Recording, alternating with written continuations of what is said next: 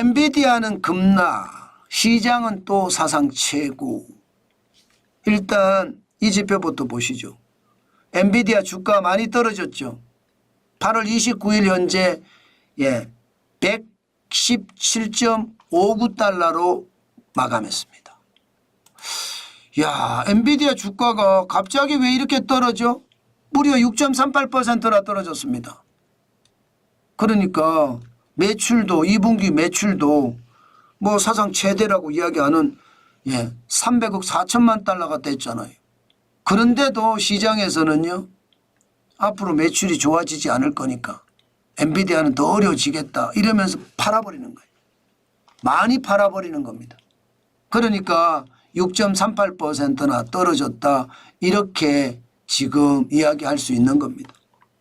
여기에다가 필라델피아 반도체 지수도 보면 말입니다. 덩달아서 많이 떨어지진 않습니다. 엔비디아가 떨어진다고 다 많이 떨어지지는 않은데 조금 떨어졌어요. 0.6% 5029.25를 기록을 했습니다. 전체적으로 많이 떨어지지는 않지만 떨어진다는 건 분명해 보이죠. 엔비디아의 영향이 컸다는 뜻입니다. 그렇지만 시장은 사실 여기에 주목했습니다. 미국 2분기 경제 성장률. 이게 잠정치가 발표가 됐는데 오히려 올라갔습니다. 3.0%로. 연율로 계산하면 3.0%예요. 속보치가 발표가 됐을 때는 2.8%였거든요. 그런데 이게 잠정치를 발표를 하니까 3.0%. 이제 확정치가 또 발표가 되겠죠. 그러면 어떻게 될지 모르지만 이게 미국 경제가 굉장히 좋네. 미국 경제가 진짜 좋다고 생각을 할 수 있습니다. 게다가 여러분 경제 성장률만 이런 게 아니에요. 경제 성장률만.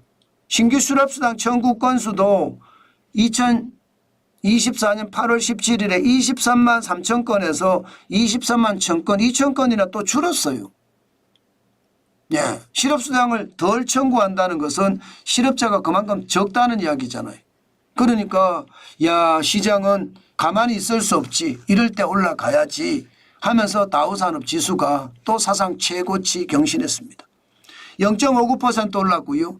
243.63이 올라서 41,335.05로 마감했습니다. 사실 블루칩 중심이니까 이게 기술주나 혹은 대형주는 요즘 팔자 추세잖아요. 그죠? 기술주나 대형주는. 그래서 그 파는 걸 가지고 블루칩 중심, 쉽게 말하면 중소형주나 중대형주를 많이 사는 분위기거든요. 순환매라고 하죠. 순환매. 그 순환매의 어떤 효과를 굉장히 많이 받은 거예요. 그래 다우산업지수가 또 사상 최고치 41,335.05를 기록을 했습니다. 당연히 이렇게 되면 여러분 뭐 성장률에 대한 문제나 실업수당에 대한 어떤 감소나 이런 것도 있겠지만 순환매가 결정적으로 많이 작용을 했다 이런 생각이 들거든요. 왜냐하면 대형주 중심의 S&P 500은요 0.22포인트가 빠졌습니다. 5,591.96으로 마감했고요. 기술주 중심의 나스닥은 0.23이 빠졌습니다.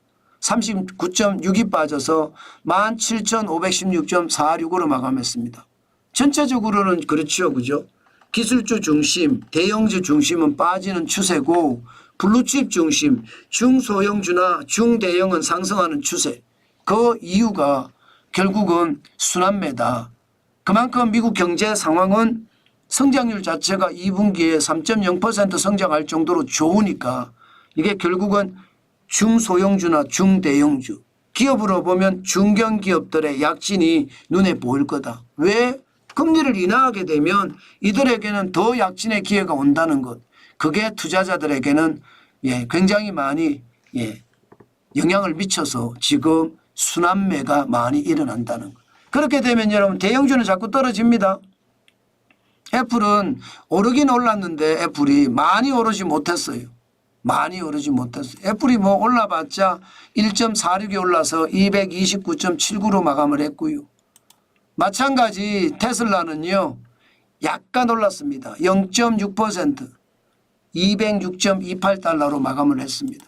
전체적으로 보면 시장이 그죠? 소비는 미국에서 계속 강하고 그러다 보니까 성장률을 끌어올렸다.